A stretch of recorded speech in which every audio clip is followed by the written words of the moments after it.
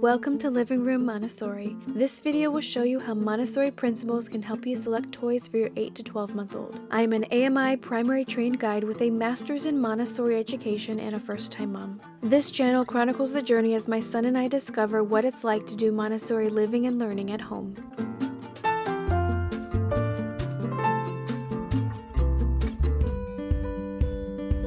The 8 to 12 month old is continuing to develop their gross motor skills through movement and exploration. There are a variety of activities and materials available to help your child practice and gain confidence in the new skills they are acquiring. Having a climbing platform in an inside or outside area of your home is a great way to support your child. The varying heights encourage your child to explore a variety of movements like crawling, pulling up, and coming down.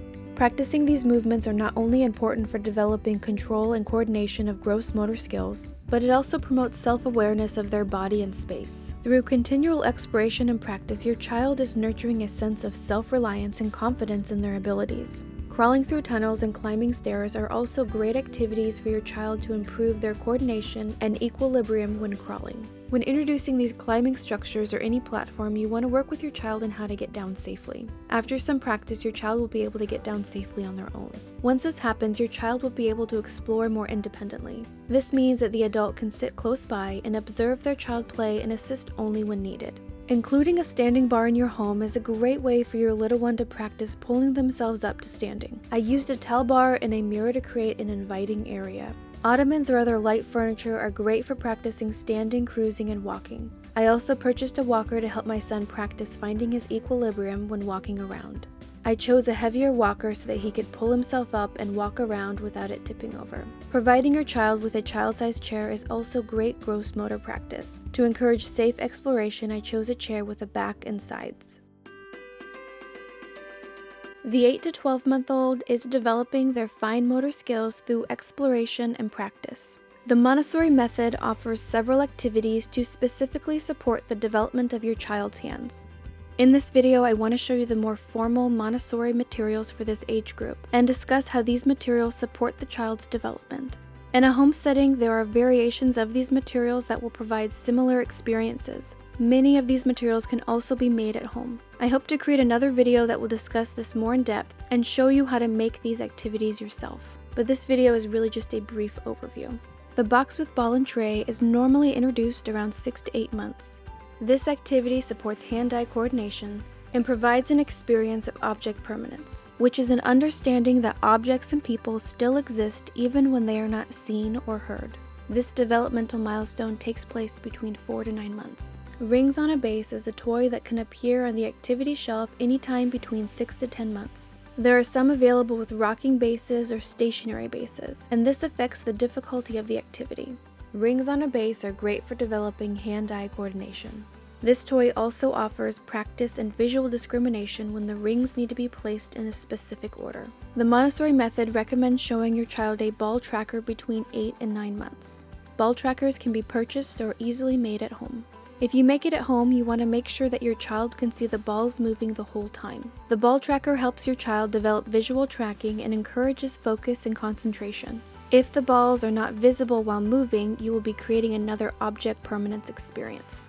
The box with drawer is typically introduced around 8 to 10 months. To do this activity, your child needs to follow a short sequence. Once the ball is dropped into the hole, the drawer needs to be closed, then opened to retrieve the ball. This activity also provides another experience of object permanence. The box with bins is introduced around 10 months. This activity offers another experience of opening and closing. Your child is practicing their hand-eye coordination as they use 2 fingers to grasp and open the bin. The box with pegs is recommended for children 10 months and above.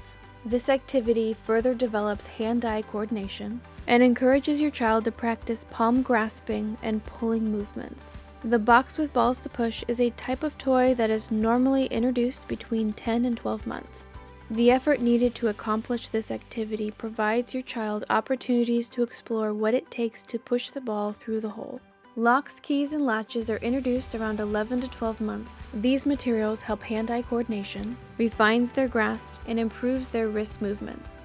Even though the Montessori method offers an age recommendation for these activities, it's more of a guideline and not a rule. Some children will show a readiness for an activity before the recommended age, and some children will take longer to be really engaged with that activity. This is why observing your child is so important. Since there are only a limited number of materials on the shelf, you want what is available to be at your child's developmental level and engaging enough to keep them interested for a while. I also want to mention that in addition to the Montessori activities I've discussed, I still have activity baskets on the shelves full of things for my son to explore. When we have a better understanding of how our child's brain is developing, we can tailor how we speak to them in order to better support them. For example, around this time, your child is starting to classify the world around them into categories. Your child now understands that the word cat and meow belong together, and that a blueberry is not a red grape even though they are both small and round. As babies explore their surroundings, they use those experiences to help them create categories. While reading to your child, you might spend extra time discussing what you see in the illustrations. This is a great opportunity to talk about the similarities and differences in the characters and objects in the story. Talking out loud and describing your experience and what you're doing can also help support your child. Include a lot of adjectives when you're talking to your child. Describe the materials, textures, colors, temperatures, and any sounds and smells you may experience. Your child is also able to understand that various actions go together to form a sequence. For example, when you're getting a glass of milk, you need to first get a glass, get the milk, pour the milk into the glass, put the milk away, and then drink the milk. Your child is able to understand that one action comes before another. Again, narrating your activities supports your child as they are paying attention to the order with which things are done. Even something like leaving the house can be a learning experience. You can slow down the leaving process so that your child can begin to understand the steps needed to leave. You want to create a routine that you follow every time. This not only supports your child's development as they are becoming more aware of sequences, but it also empowers your child to participate in the leaving process because they know what is happening next in your routine. At first, you'll be talking through what you're doing, and eventually you'll be able to ask them prompting questions about what comes next, with the goal that soon they will be able to do the whole routine on their own. By talking through the process, you are able to introduce new vocabulary and highlight the details of the experience. Narrating your experience might feel a little strange at first, and definitely if you're trying to do this all day long, it can be very taxing. A great place to start is to choose certain times of the day where you purpose to interact with your child in this way. You really just want to find times in your day-to-day life to encourage your child to pay attention and interact with the world around them. Each Montessori material is designed to support your child in developing specific skills. When I have a new activity that I want to show my son, I like to begin by bringing the activity off of the shelf and find a place on the ground to sit. I will spend time talking about the activity, the colors, the materials that it's made of, and the shapes I see. I'm doing this to provide more language exposure and to orient him to the objects in the activity. Then, without talking and moving very slowly, I will show my son how to use the activity. The reason why Montessorians don't talk and move very slowly when presenting something new is so that the child can fully pay attention to what the hands are doing. I might even repeat the activity a couple of times before inviting my son to do it on his own. When my son is exploring, I'm not interrupting him or correcting him if he's doing it wrong. I'm taking a step back and I'm just watching him. And I'm noticing what parts are difficult, what parts are easy, is he engaged in the activity or not interested. By just watching my son, I am learning how to better support him. Later on in the day, I may show my son the same activity again and emphasize with slow movements the parts that were difficult for him before. This is a topic that we will keep revisiting and expanding on, especially as the activities get longer and more complicated. But for now, this is a good place to start. Thank you for watching. I hope you are coming away feeling better equipped to support your 8 to 12-month-old. Until next time, bye.